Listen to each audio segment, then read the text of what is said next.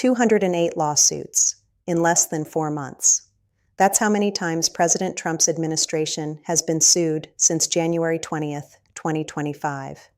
208 separate legal challenges attacking his executive orders, his policies, his entire agenda. This isn't normal political opposition. This is coordinated legal warfare designed to paralyze a presidency through the courts, state attorneys general, activist groups, federal employees, transgender inmates, teachers' unions, environmental organizations, immigration advocacy groups, religious organizations. Everyone with standing to sue is suing. And here's what makes this absolutely unprecedented. House Minority Leader Hakeem Jeffries didn't just say Democrats would fight Trump in Congress and the courts. He said they would fight him in the streets. Representative Ayanna Pressley said, "We will see you in the court, in Congress, in the streets." Representative Jasmine Crockett said, "We are going to be in your face. We are going to be on your asses." This is elected officials openly calling for resistance that goes beyond legal and legislative channels. This is the blueprint for maximum obstruction of a democratically elected president. And when you see the full list of who's suing, what they're challenging, and how they're coordinating these attacks, you'll realize this is the most aggressive campaign to obstruct a presidency in American history. Let me walk you through the entire legal assault, who's behind it, what they're trying to accomplish, and why this matters for every American regardless of how you voted. The lawsuits started literally on day one, January 20th, 2025, Trump's inauguration day. Before he'd been president for even 24 hours, the first lawsuits were filed. New Hampshire Indonesian Community Support sued over the Birthright Citizenship Executive Order. The League of United Latin American Citizens sued. Make the Road New York sued. The Center for Biological Diversity sued over DOGE. Day one, hour one. The legal war began before Trump could even implement a single policy. By January 21st, 21 states led by New Jersey, Massachusetts, and California filed a massive joint lawsuit challenging the Birthright Citizenship Order. This wasn't individual states taking independent action. This was coordinated multi-state litigation designed to maximize pressure on the administration. The pattern continued every single day. January 22nd, Make the Road. New York sued over border protection. January 23rd, Las Americas Immigrant Advocacy Center sued. January 25th, Organized Communities sued. January 26th, a transgender federal inmate sued. On and on and on. Every single day, multiple lawsuits, different plaintiffs, different jurisdictions, all targeting Trump's executive actions. Fox News Digital compiled the complete list, and it's staggering. Over 200 separate legal challenges in less than 4 months. That's more than one lawsuit every single day Trump has been in office. Let me put that in perspective. Barack Obama faced significant legal challenges during his presidency. So did George W. Bush. But nothing remotely approaching 200 lawsuits in the first 4 months. This is coordinated resistance using the legal system as a weapon to obstruct, delay, and hopefully destroy Trump's ability to govern. Now let's break down who's actually filing these lawsuits, because the pattern reveals the strategy. State attorneys general are leading the charge. New York Attorney General Letitia James, who has made her entire political career about prosecuting Trump, publicly said after the 2024 election, "We faced this challenge before, and we used the rule of law to fight back, and we are prepared to fight back once again." James has been true to her word. New York is a plaintiff in dozens of these lawsuits, but she's not alone. California, Massachusetts, Illinois, Michigan, New Jersey, Connecticut, Maryland, Minnesota, Oregon, Washington, Wisconsin, Colorado, Arizona, Delaware, Hawaii, Maine, Nevada, New Mexico, Rhode Island, Vermont, and North Carolina are all repeatedly suing the Trump administration. Notice the pattern. These are all blue states. These are all states Trump lost in 2024.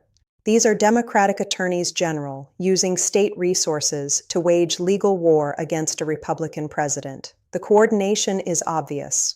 The same groups of states appear as co-plaintiffs on case after case. They're not independently deciding that Trump's executive orders violate their state interests. They're working together with a shared strategy to challenge everything Trump does through coordinated litigation. Then you have the activist organizations, ACLU, Make the Road New York, CASA, Asylum Seeker Advocacy Project, Americans for Immigrant Justice, Center for Biological Diversity, Democracy Forward, Citizens for Responsibility and Ethics in Washington, Environmental Defense Fund. These groups exist specifically to sue Republican administrations. They have teams of lawyers whose entire job is filing lawsuits against conservative policies. They've been preparing for Trump's second term since election night. Federal employee unions are heavily represented. American Federation of Government Employees, National Treasury Employees Union, American Federation of Teachers, Service Employees International Union. These unions oppose Trump's efforts to reform the federal workforce, so they're suing to stop any changes. Religious organizations joined the fight: Quakers, Episcopalians, Methodists, Catholics, rabbis. Not because Trump policies affect their religious practice, but because progressive denominations oppose Trump's immigration policies on moral grounds. Educational institutions sued, universities, school districts, teacher associations, all opposing Trump's education reforms and DEI restrictions. LGBTQ advocacy groups filed multiple suits. Transgender inmates challenged Trump's executive order on gender ideology. Military members sued over the trans-military ban. Even individual federal employees are suing. Inspectors general who were fired, agency heads who were removed, career bureaucrats whose jobs were eliminated or whose records Trump wants to review. The breadth of plaintiffs is stunning. It's not just immigration groups suing immigration policy or environmental groups suing environmental policy. It's coordinated across every sector of progressive activism to create maximum legal resistance. Now let's talk about what they're actually challenging, because the targets reveal the strategy. The birthright citizenship executive order has been sued at least 15 times by different plaintiffs. This makes sense because birthright citizenship is the most legally vulnerable of Trump's immigration orders. The 14th Amendment seems pretty clear. All persons born or naturalized in the United States and subject to the jurisdiction thereof are citizens. Trump's argument is that children of illegal immigrants aren't subject to the jurisdiction of the U.S. in the same way as citizens or legal residents. It's a novel legal theory that most constitutional scholars think will fail in court. So progressive groups are hammering this order with multiple lawsuits in different jurisdictions, hoping to get favorable rulings that establish precedent nationwide. DOGE, the Department of Government Efficiency, has been sued at least 30 times. These suits challenge DOGE's access to federal records, its authority to review employee data, its role in firing federal workers, even its very existence. The strategy here is obvious. DOGE threatens the federal bureaucracy that progressive groups depend on.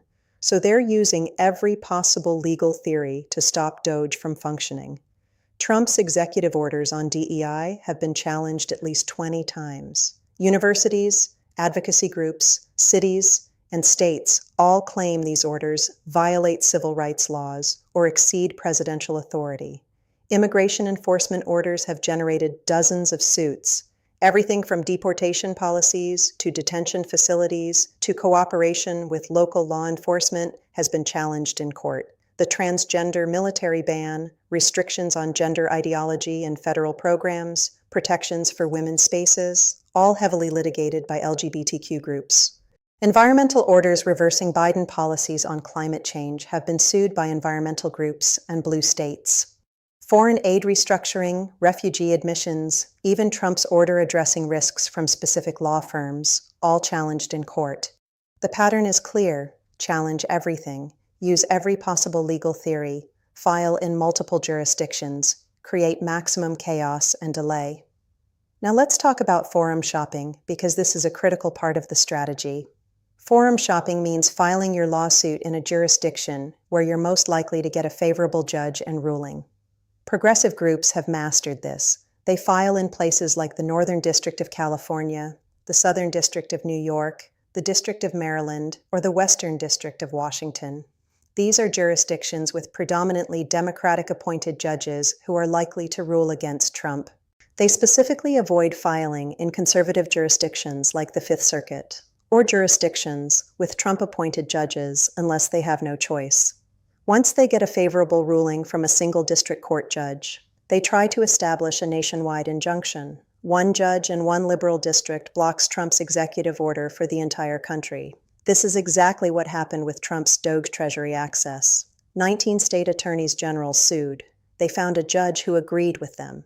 That single judge issued a temporary restraining order blocking DOGE from accessing Treasury systems nationwide. One judge, appointed by a Democratic president, ruling on a lawsuit filed by Democratic attorneys general, blocking a policy of a Republican president elected with a popular vote majority. This is lawfare. Using friendly judges in friendly jurisdictions to obstruct policies you couldn't stop through the democratic process. Trump called the DOGE ruling crazy in an interview with Brett Baier. He said he 100% disagrees with it, but the ruling stands until higher courts overturn it, which takes time. Meanwhile, DOGE can't do its job. That's the strategy. Delay, obstruct. Tie everything up in court for months or years. Even if Trump ultimately wins these cases, he loses time. He loses momentum. He loses the ability to implement his agenda during the window when he has political capital. Now let's talk about the rhetoric from Democratic officials, because it reveals that this isn't just about legal challenges. Hakeem Jeffries: "We are going to fight it legislatively. We are going to fight it in the courts. We're going to fight it in the streets." Ayanna Pressley: "We will see you in the court, in Congress, in the streets." Jasmine Crockett: "We are going to be in your face. We are going to be on your asses." This is language of resistance that goes beyond legal and legislative opposition. Fight it in the streets is a call for protests, civil disobedience, and confrontation. When Democratic leaders say this publicly, they're signaling to their activist base, everything is on the table. Legal challenges, yes, but also street-level resistance. And we've seen that play out. Protests at federal buildings, demonstrations targeting DOGE investigations, federal employees staging walkouts, teachers' unions organizing resistance. This isn't loyal opposition. This isn't the normal give and take of democratic politics. This is total resistance using every available tool. Alina Habba, counselor to President Trump, warned there would be repercussions for those going after Trump's executive orders. But what repercussions can there be for lawsuits? If the lawsuits are frivolous, courts can sanction the lawyers. But most of these suits aren't frivolous. They're aggressive and politically motivated, but they raise legitimate legal questions that courts have to address.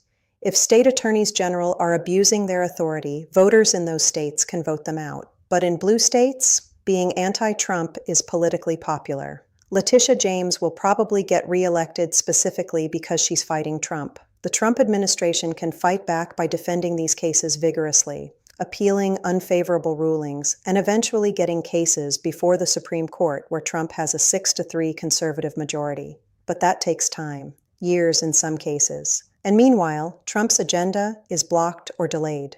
Now let's talk about the specific types of challenges because they reveal vulnerabilities in Trump's approach. The birthright citizenship order is genuinely constitutionally questionable.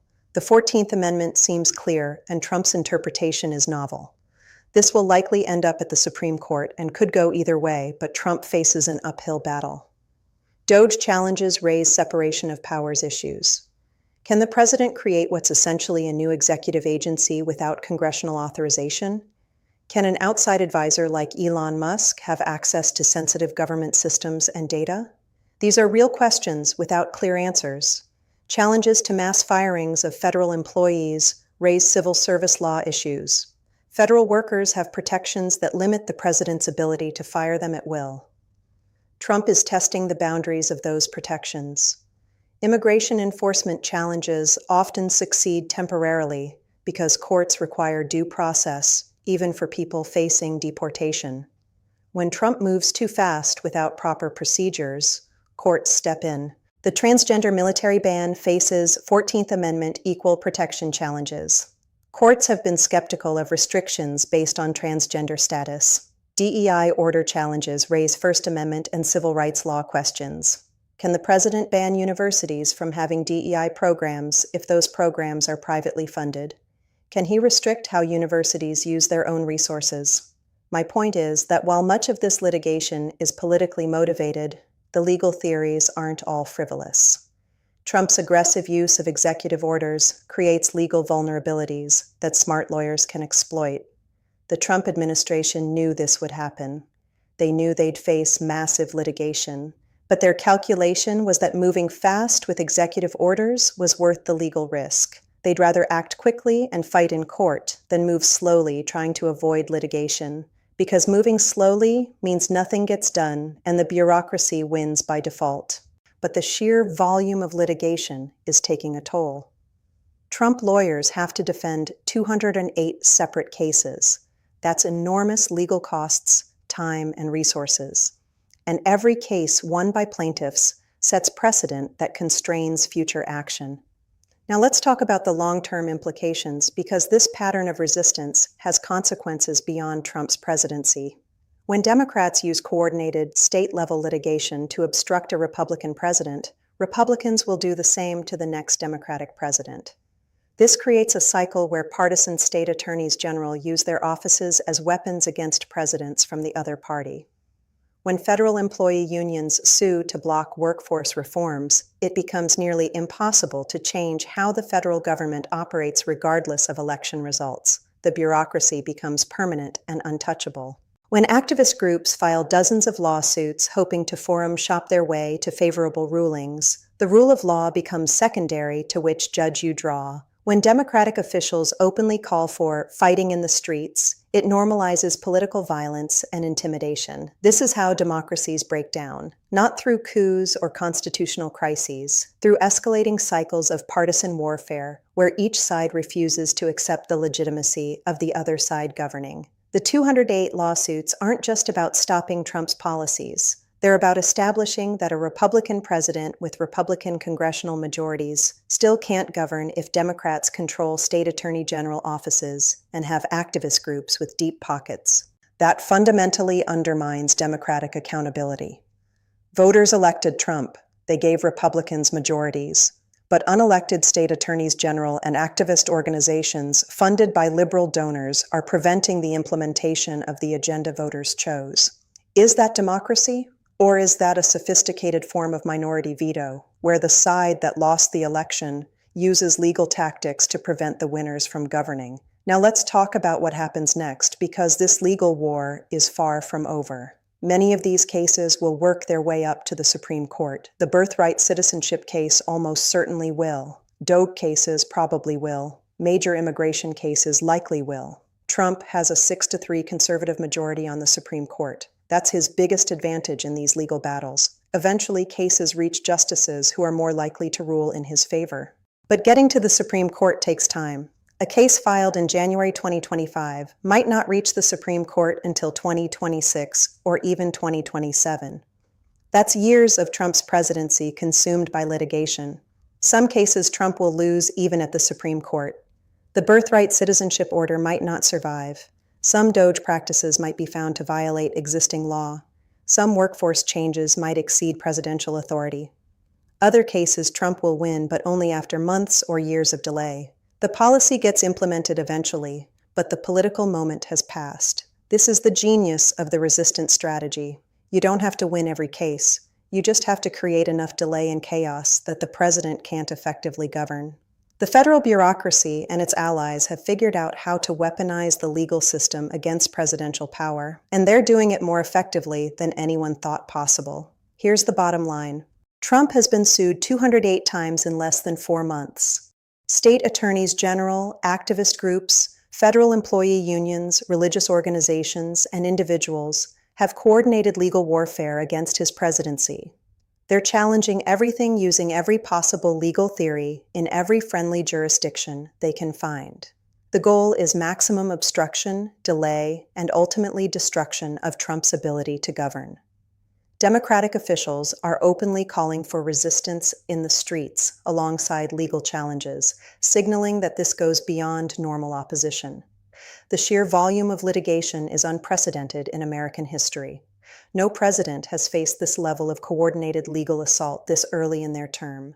Some of these cases raise legitimate legal questions. Others are purely political harassment designed to burden the administration with litigation costs and delays. The Supreme Court's conservative majority will ultimately resolve many of these disputes in Trump's favor, but that takes years, during which Trump's agenda is blocked or delayed. This is the new reality of American politics.